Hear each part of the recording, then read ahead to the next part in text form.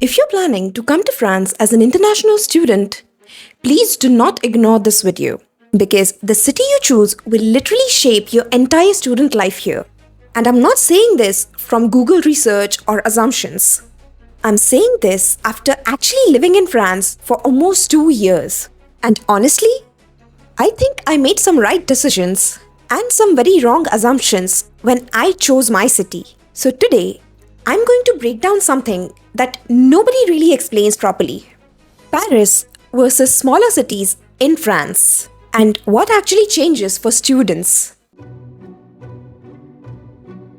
Hi, I'm Sonia, an Indian international student living in France. And before coming here, I honestly thought France was just France. Aesthetic streets, cafes, Eiffel Tower vibes, and that's it. But after actually living here, I realized something very important.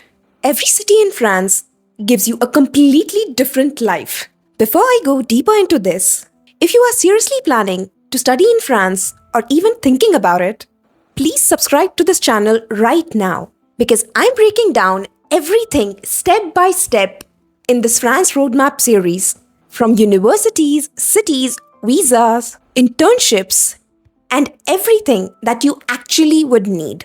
And trust me, this video alone might save you from making the wrong decision. Let's start with Montpellier, because that's where I live. When I was in India, I saw pictures of Montpellier and I thought, okay, just another beautiful French city. My consultant also said things like, it's peaceful, it's close to the Mediterranean, there's a river in the city. And honestly, that part is true. Montpellier is beautiful. It's calm, slow, and very student-friendly. You can literally walk around the entire city and feel like you know it. And I actually love that part. But what nobody really explains is this. In smaller cities like Montpellier, everything becomes very French. What I mean is, most things are in French. So if you don't speak the language well, your opportunities become very limited very quickly. And job opportunities or internships, they are not as easy to access as people think. Now let's talk about Paris. Paris is completely different. It's fast, crowded, expensive, but also full of opportunities. Internships, networking events, luxury brands, global companies, there's everything in Paris.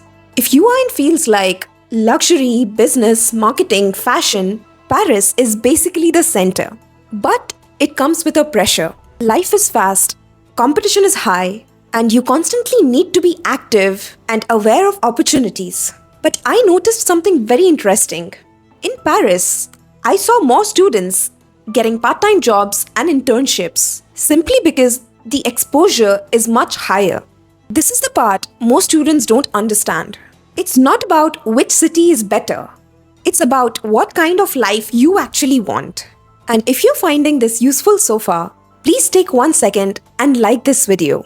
It genuinely helps more students to find this series. So let me simplify it for you. If you want luxury, fashion, or corporate roles, Paris or Nice could be an option.